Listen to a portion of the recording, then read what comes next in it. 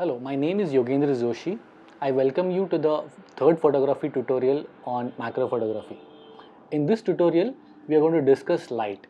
We'll talk about what kind of light is available for macro photography and which one works best in which condition. There are two primary methods of using light. One, using just the natural light, or complementing it with external light.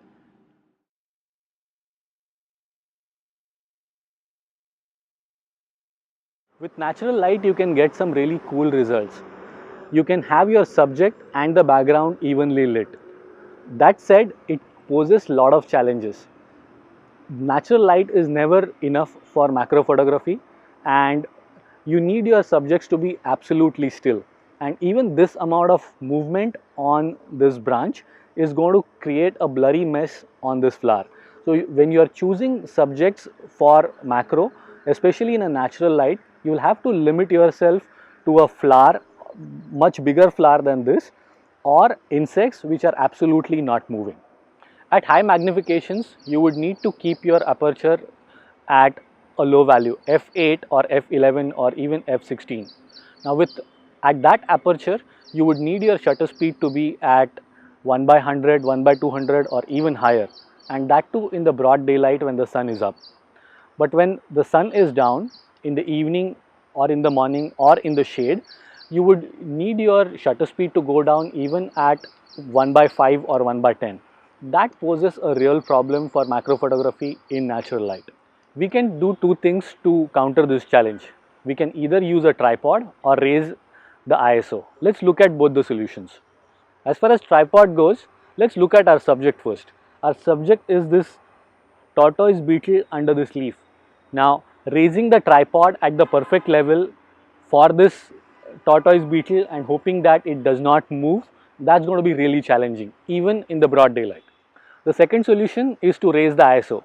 You can go high, you can go to 300, 400, 800, but raising the ISO beyond that is not really advisable, even if you have a great camera, because what you want is crisp details in your macro and not your ISO noise. So that's also not a great solution, and you would want to limit your ISO to a value of 400 or below.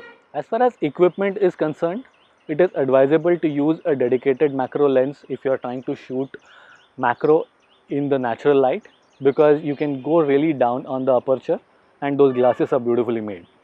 As far as alternate equipment goes, it is really not advisable to use the alternate equipment because most of them hog a lot of light. So my advice is, if you want to use natural light for macro photography, limit it for flowers or really large insects which do not move too much.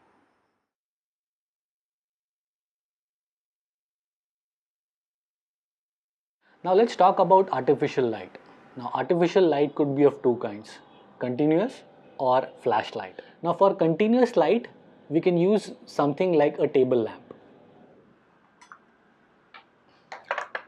Something as simple as this. Or you can also use a LED panel.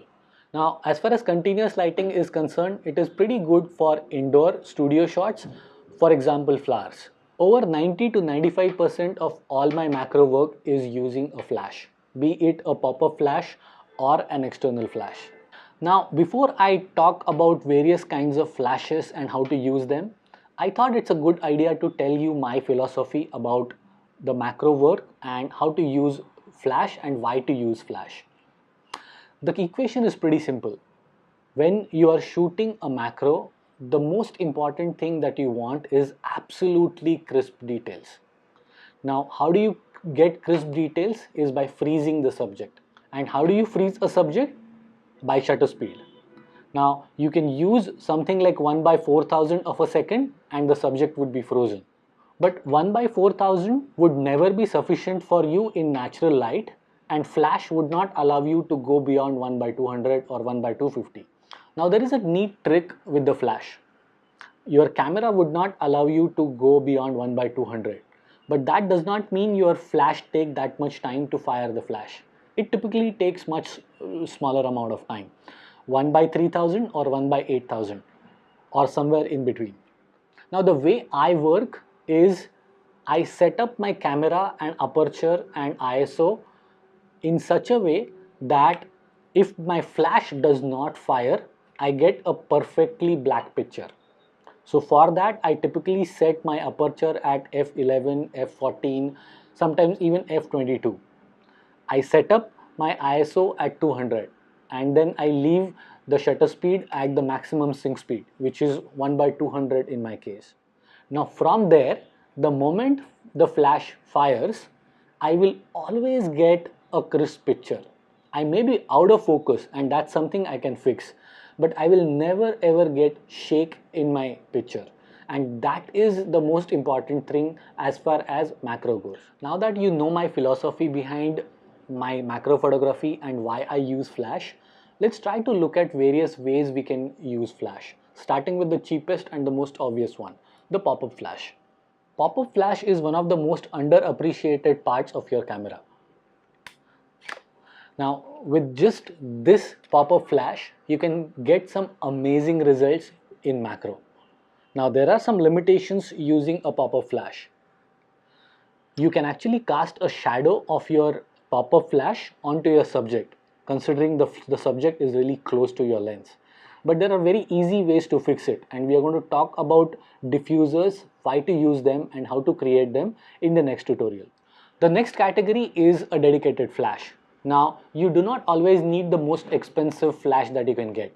Just a simple flash that can fire, that should be good enough. Now there are some flashes like Digitech or Yongnuo which provide TTL facility at a reasonable cost. Now if you have that, great, but your macro is not going to be affected if you do not have TTL. In my view, the best way to use a dedicated flash for macro work is to mount it straight up on your camera. Now with the flash directly attached to your camera, it makes it very convenient. You don't have to move flash separately, and you can use this setup to even reach the smallest or the farthest places with just this setup. Now even with the dedicated flash, you will still need to diffuse the light. If you fail to diffuse the light, your subject would be too bright and the highlights would be burnt, and you do not want that. There are various ways to use diffusers with a dedicated flash, and we are going to look at them in the next tutorial. The next category is dedicated flashes for macro work. There are lots of different macro specific flashes available, some of them actually protruding from two directions. They are really good if you can afford it. I would definitely recommend buying them and their value for money, but they are pretty expensive as well. So choose wisely. Now coming to the end of this tutorial, time for my recommendations. My recommendation, if you are just starting up, just use your camera inbuilt pop-up flash. That should be sufficient to get started. If you have a flash with you, any flash for that matter, start using it. Now if you can afford, you can definitely buy dedicated macro flashes, but your work is not going to stop by not buying them. So choose wisely. Now that we have discussed a lot about lenses, alternate equipment and light, the next tutorial is going to be very exciting, and it's about diffusers. If you have liked this tutorial on macro photography, do like, subscribe and share. We hope you would join us for the next tutorial on macro light diffusers. Happy shooting!